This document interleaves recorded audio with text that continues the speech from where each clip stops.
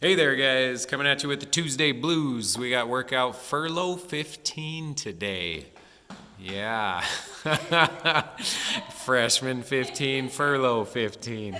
Anyways, let's get at this, guys. We got a 4-minute warm-up going for you today. So start that clock. You're going to go 8 push-ups to start with. If you've got these RX, great. Hold that nice tight plank position. Keep those fingers pointing roughly forward and elbows in by the rib cage. If you don't have RX, yes, go down to the knees, but keep your hip in line with the body. After 8 of those, go to a 15-second handstand hold if you've got the space. We're going to kick upside down on the wall. You're going to squeeze tight. We want to bring those feet as close together as we can, and you're going to bring your head through so your ears are between your biceps. Squeezing that belly, squeeze the butt. If you don't have anywhere you can do a handstand hold, or you don't have a handstand hold yet, you can do a pike hold, you can do a pike position on the floor, or you can drop down to a plank and just hold a plank, guys. Any of that stuff will work. Stay active through the shoulders. 15 seconds, go into 6 lateral lunges. We're gonna stand up, step out to the side, and drop in nice and low. Come back to center, go to the other side. What's wrong, Brandy?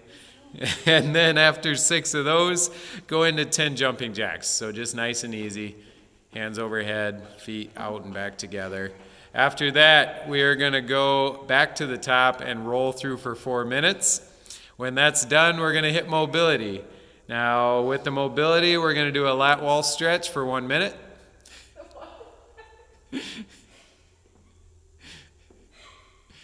Hit that wall, opposite leg, twisting the torso. Now, one thing I've found with this, guys, and Brandy, kind of pay attention here.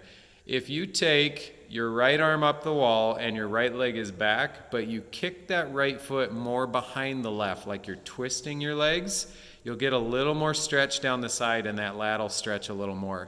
And this also helps stretch that tricep. After that, you go a minute on the other side, and then we're going to hit the floor for thread the needle. So when we do this one on the floor, you're going to start in a tabletop position, so hands and knees. We're going to reach one arm through and lay down on that deltoid.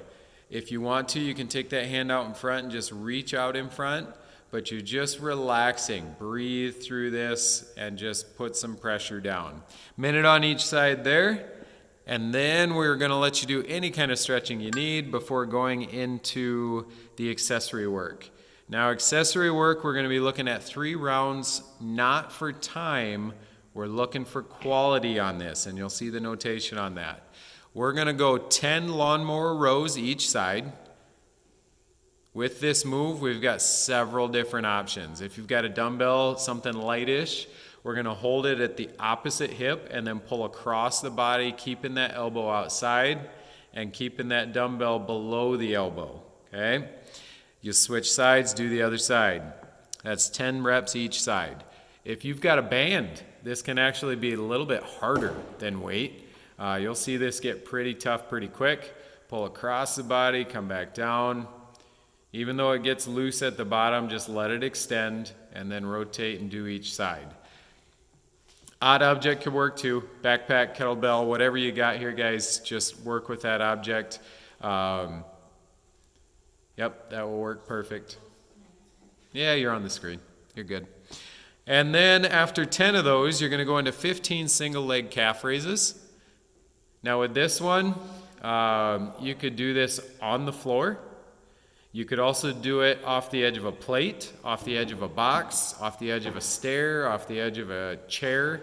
Whatever you've got that'll help you, let you balance without tipping that object over. Be careful what you're balancing on the edge of.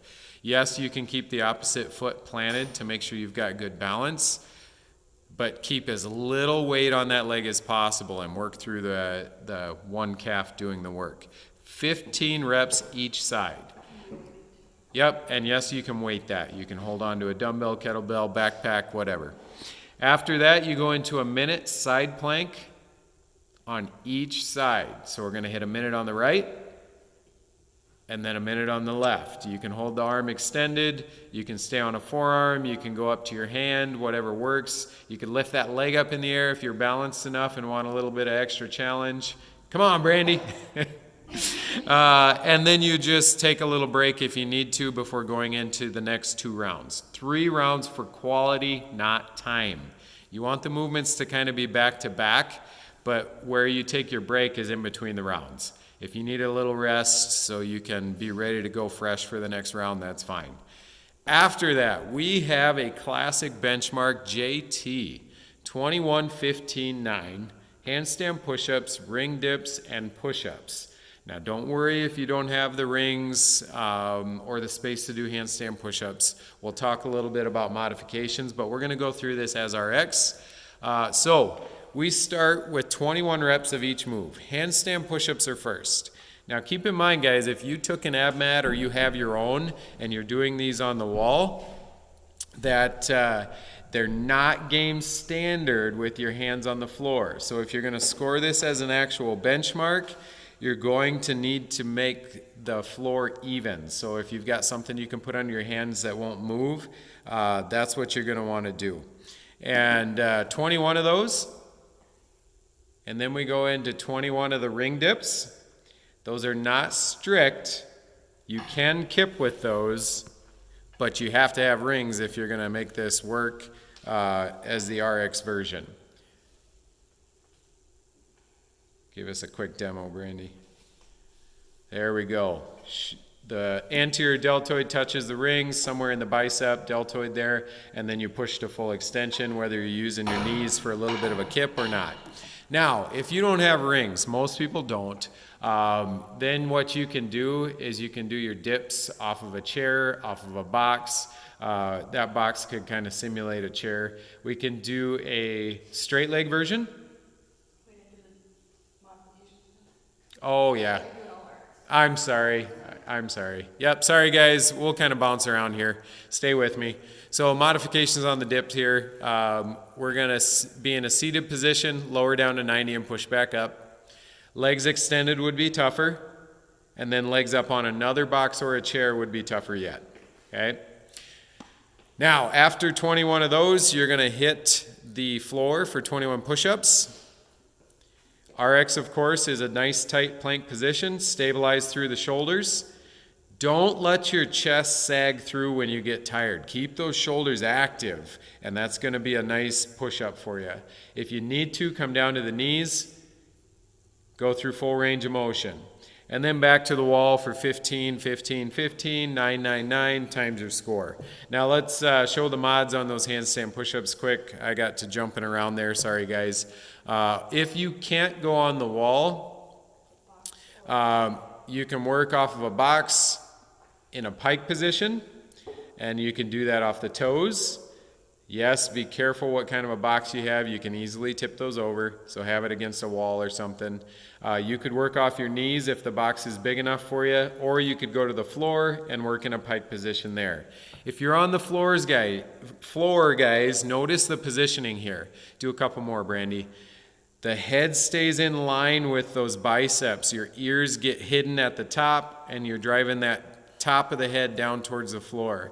So it is a diagonal movement. You're not going to do a push-up with your butt in the air, okay? All right, that one is really, really tough. It uses the same muscles over and over, so have fun with it. I know those of you who have done it before are going to love this one. So, yeah, at home style. Let us know how it goes. Have fun.